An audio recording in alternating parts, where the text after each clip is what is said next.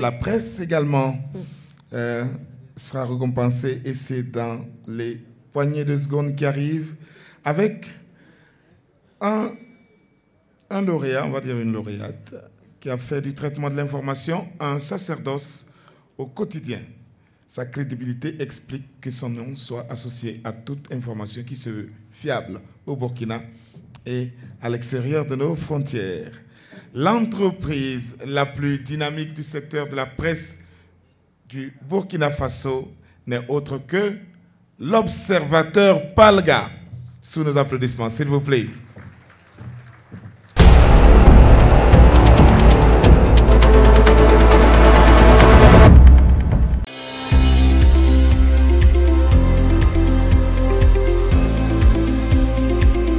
Premier quotidien illustré du Burkina Faso, de par son ancienneté et son importance, l'Observateur Palga fut créé en mai 1973. Il trouve son origine dans un premier journal dénommé l'Observateur. Victime plusieurs fois de la répression des pouvoirs en place et même d'un incendie, il renaîtra à chaque fois de ses cendres à l'instar d'un phénix pour reparaître de façon stable à partir de 1991, d'où l'ajout du substantif Palga, signifiant renouveau en langue locale morée. L'Observateur Palga a été créé le 28 mai 1973. Pour l'époque, c'était vraiment quelque chose d'inédit, qui faisait vraiment la fierté de la haute voltage, c'est-à-dire aujourd'hui Burkina Faso. Ce fut longtemps un avantage comparatif pour notre pays, parce que dans toute la sous-région, dans l'espace ouest africain, c'était vraiment le premier et le seul quotidien libre, qui était vraiment un espace d'expression pluriel, contradictoire, ouvert à tout le monde, aussi bien à ceux qui sont au pouvoir, dans l'opposition ou dans la société civile.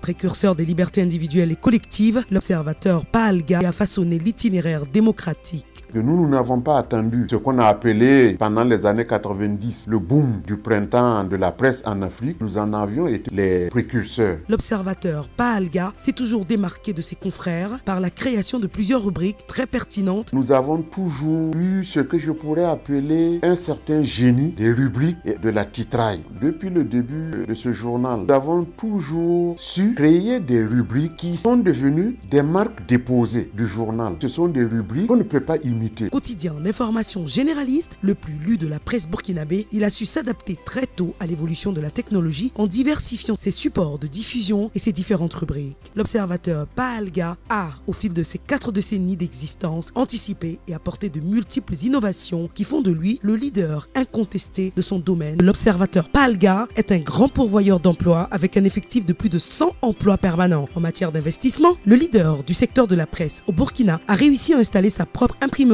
depuis déjà plusieurs années. Nous avons été parmi les tout premiers à avoir un site dès les années 90, à être sur la toile. Ça n'a pas suffi. Nous avons ouvert des rubriques interactives à partir des réactions que les lecteurs manifestaient sur la base de nos articles. Nous modérions a posteriori leurs réactions et nous en faisions des rubriques très bien lues à travers nos colonnes comme les rubriques des internautes. Par la suite, nous avons ajouté à cela un produit, l'Obs SMS, c'est-à-dire c'est des alertes. Vous vous abonnez 25 francs jour, 400 francs le mois et dans la journée, vous avez des petites alertes sur les grands événements. Ensuite, nous avons créé l'Obs Digital. Ça, c'est vraiment une version à laquelle on accède par abonnement. Conscient du rôle qu'il a joué, l'Observateur Palga a su contre vents et marées garder une ligne éditoriale indépendante des pouvoirs en place durant toutes ces décennies et apporter incontestablement de ce fait sa pierre à l'édification de la nation burkinabé.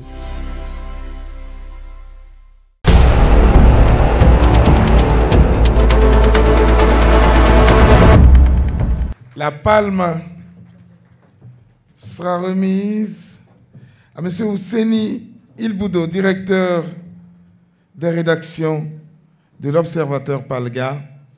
M. Ouseni Ilboudo qui va nous rejoindre sous nos chaleureuses ovations. M. Ouseni Ilboudo qui, comme à son habitude, est drapé d'un somptueux faso d'Anfani. Merci d'applaudir l'Observateur Palga. Et pour remettre la palme, nous sommes heureux d'appeler à nos côtés M. Ignace Sorgo, directeur des ressources humaines du ministère des Transports, de la mobilité urbaine et de la sécurité routière. M. Ignace Sorgo, qui nous disons un grand merci et que nous applaudissons. Bien entendu. Est-ce qu'on peut faire des ovations nourries, s'il vous plaît, mesdames et messieurs? C'est une soirée festive, hein? Nous célébrons les entreprises de notre pays, le Burkina Faso.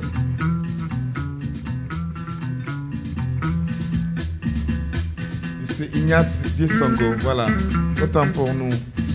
Voilà.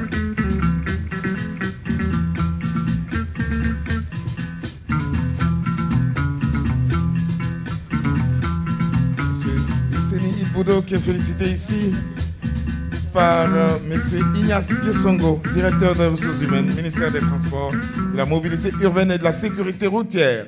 Monsieur Ilboudo. Merci Big Ben. Je voudrais, au nom du directeur de publication de l'Observateur Empêché, dire merci à Ecofinance pour cette importante distinction. Nous la dédions naturellement à nos lecteurs, à nos annonceurs et à tous nos autres partenaires qui, depuis le 28 mai 1973, date de création de l'Observateur, n'ont cessé de témoigner à cet organe de presse toute leur confiance et qui ont contribué à asseoir sa crédibilité et sa notoriété qui lui valent aujourd'hui cette récompense. Encore merci infiniment et à bientôt. Merci.